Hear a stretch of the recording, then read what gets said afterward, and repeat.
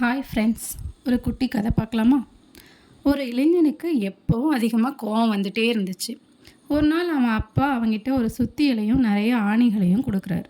இனிமேல் எப்போல்லாம் கோவம் வருதோ அப்போல்லாம் வீட்டுக்கு பின்னாடி இருக்க சோத்தில் ஆணி அடி அப்படின்னு சொல்கிறாரு. முதல் நாள் 10 ஆணி அடிக்கிறான், மறுநாள் 7, அடுத்தடுத்து 5, 2ன்னு படிப்படியாக குறையுது. ஆணி அடிக்க அடிக்க அவன் கோபமும் குறையுது. ஒரு நாள் ஒரே ஒரு ஆணி தான் அடிக்கிறான்.